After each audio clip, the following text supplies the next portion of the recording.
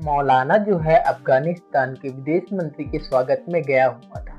तभी क्या होता है, अचानक जब वह मौलाना जो है अफगानिस्तान के विदेश मंत्री का स्वागत करते रहता है और इधर उसकी पत्नी और उसके दो बच्चों का कोई मस्जिद के अंदर घुस के, जिस मस्जिद में मौलाना पढ़ाने का काम किया करता था, उसी मस्जिद के ऊपर में उसे रूम दिया गया होता है। उसी रूम पे घुसकर उसकी पत्नी और दो बच्चों का हथौड़े से सिर को कुचल देते हैं और कुचल देने के बाद चाकू मार के उसकी हत्या कर देते हैं। और उधर मौलाना जो है खुशी खुशी अफगानिस्तान के विदेश मंत्री का स्वागत करते रहते हैं और दूसरी ओर उसकी जो जिंदगी है वो उजड़ जाती है। और ये जो चीज है आसपास के लोगों को पता चलती है तो बहुत ज्यादा विरोध होता है कि आखिरकार मस्जिद के अंदर घुस के इस तरह का कांड कौन कर सकता है। अब पुलिस को इन्फॉर्म किया जाता है। पुलिस को इन्फॉर्म करने के बाद पुलिस जो है मौके पे पहुंचती है और पहुंचने के बाद शव को उठाने लगती है तो बीच बचाव और झड़प हो जाती है लोगों के बीच में।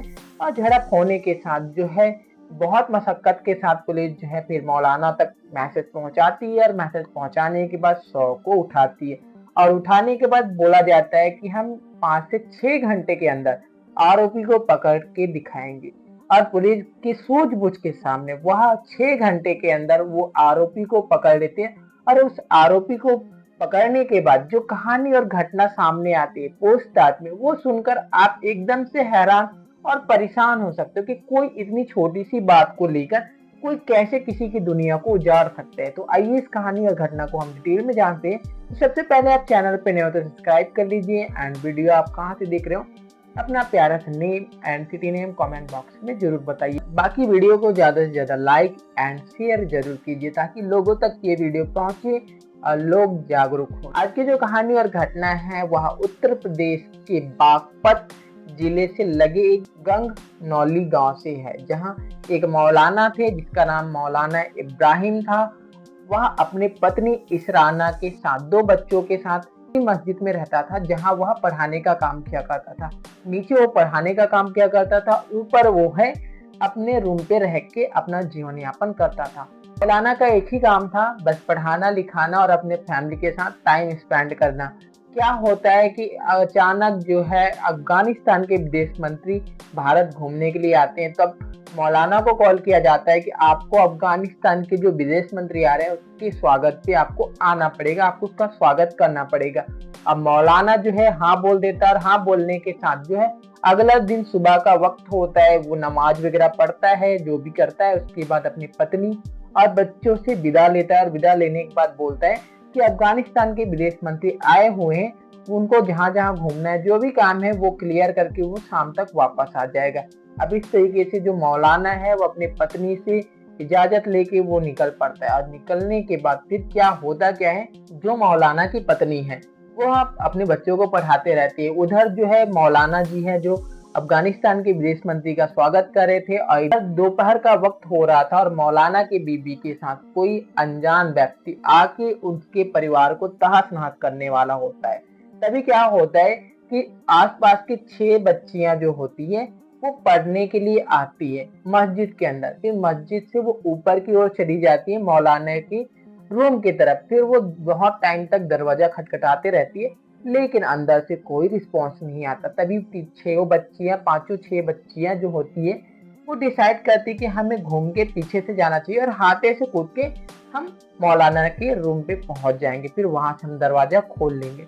अब इतना होने के बाद सभी लोग डिसाइड करते हैं बच्चियां, फिर उसके बाद जाते हैं और एक एक करके वो छत से कूद के उस रूम तक पहुंच जाती है। रूम पे पहुंचने के बाद जब उनके सामने जो मंजर होता है उसे देखने के बाद सारे बच्चियों की पैरों तले जमीन खिसक जाती है और खिसकने के साथ वह एक साथ तेज आवाज में चीखने लगती है और चीखने के साथ जो उनका आवाज था वो आसपास में इतनी जोर से गूंजने लगती है कि जिसने भी उस आवाज को सुनी सारे के सारे लोग जो है वो मस्जिद की ओर भागे भागे जाते हैं। भागने के बाद जितने भी लोग मस्जिद के ऊपर जाते हैं और जाने के बाद दरवाजा जो खुलता है, जो सामने का मंजर होता है उसे देखने के बाद हर किसी का दिल जो है वो सहम जाता है और एक टाइम के लिए इतने जोर से धड़कता है उनका दिल कि मानो कि कैसे इस कदर किसी की हत्या कर सकता है। हत्या इस कदर हुई थी जिसे देखने के बाद हर कोई सहम सकता था। सामने दिखता है मंजर, वहां खाट पे एक महिला की लाश होती है जो कि मौलाना की पत्नी होती है। जिसका सिर जो है पूरे हथौड़े से मार के एकदम खराब कर दिया गया था और शरीर पे बहुत ज्यादा निशान थे चाकू का। और सेम उसकी बच्चियों के साथ भी हुआ था। एक बच्ची 5 साल की थी और दूसरी बच्ची 2 साल की थी। अब किसी तरीके से आनन फानन में पुलिस को इन्फॉर्म किया जाता है। पुलिस जो है मौके पे पहुंचती है और पहुंचने के बाद जो है अपना छानबीन करने लगती है और शव को उठाने की कोशिश करती है पोस्टमार्टम के लिए, ताकि पता चल सके कि आखिरकार इनकी मृत्यु किस तरीके से हुई है।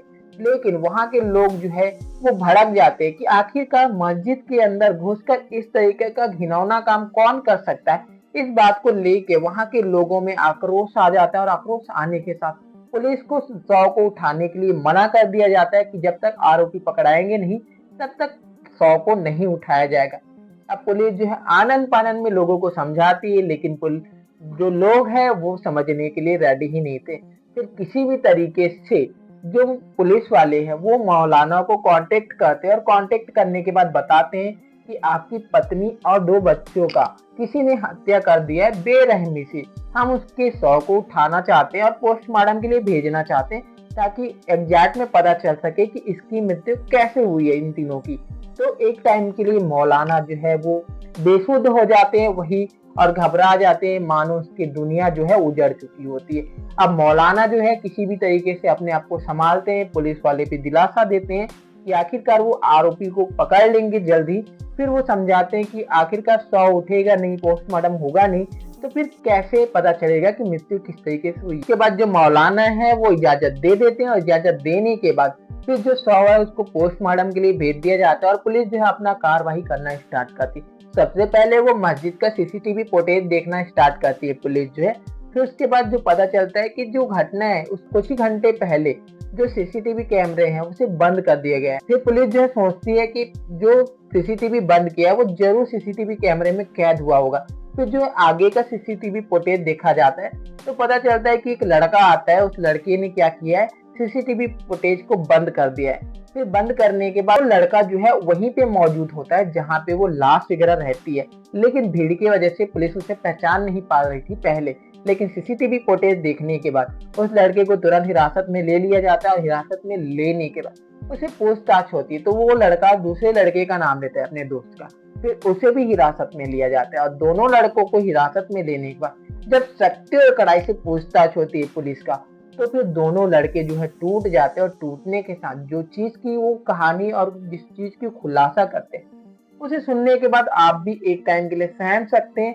सहमने के साथ सोच भी सकते हो कि उसी के भलाई के लिए जो मौलाना है वो कुछ कर रहा था, लेकिन उन्होंने गलत ट्रैक लिया और उसकी फैमिली को तबाह कर दिया। ये उस लड़के ने क्या बताया वो जानते हैं। वो लड़का बताता है कि वो भी वहीं पढ़ने वाला था, मौलाना की ही क्लास में आता था, लेकिन मौलाना जो है अक्सर वह दोनों लड़कों को बहुत मारा करता था। तो इस वजह से दोनों लड़के जो है उसके प्रति दुश्मनी मोल लेते हैं और सोचते हैं कि जो मौलाना है वो हमारा अच्छे दुश्मन है क्योंकि वही हमें मारता था। इस वजह से फिर क्या होता है, जब अफगानिस्तान का विदेश मंत्री यहाँ आता है भारत घूमने के लिए, तो मौलाना जो है उनकी स्वागत के लिए चले जाते हैं। तभी उसमें से एक लड़का होता है जो बताता है कि मौलाना तो नहीं है, उसकी बीबी और बच्चे हैं, चल उसी को खात्मा कर देते हैं और फिर जो है हमारा बदला पूरा हो जाएगा। अब इस तरीके से फिर होता है, फिर प्लानिंग होता है। फिर एक लड़का जो है सीसीटीवी फुटेज को बंद करने जाता है, तो लड़का जो है वो हथौड़ा लेके आता है अपने घर से और जो खंजर होती काटने का या फिर बकरा काटने का वो खंजर लेके आते हैं। और फिर दोपहर के वक्त वो उसकी मौलाना की बीबी जब सो रही थी, दोनों बच्चे सो रहे थे, उसी टाइम जाता है और जाने के बाद सबसे पहले उसकी बीबी के सिर पे हथौड़ा मारता है। हथौड़े मारने के बाद उसकी हत्या कर देते हैं, फिर उसके साथ 2 बच्चों की और हत्या कर देते हैं, फिर वहां से निकल जाते हैं। इस तरीके से वो घटना को अंजाम देते हैं और घटना को अंजाम देने के बाद वहीं रहते हैं। उनको लगता है कि मौलाना की दुश्मनी किसी और से है, तो पुलिस जो है वो ये मामला को दूसरे एंगल से छानबीन करेगी, लेकिन उनकी एक गलती नहीं उन दोनों को पकड़ा दिया क्योंकि वो सीसीटीवी फुटेज बंद करने गया और वह वहां कैद हो गया।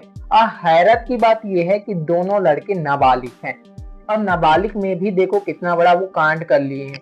पुलिस ने दोनों को हिरासत में लेकर जेल भेज दिया गया है और बाकी जो कार्यवाही है वो कोर्ट तय करेगा कि उनके साथ क्या होगा क्या नहीं होगा। बाकी ये कहानी और घटना यही तक था। बाकी इस कहानी और घटना के ऊपर आपका क्या राय है कमेंट बॉक्स में जरूर बता सकते हैं।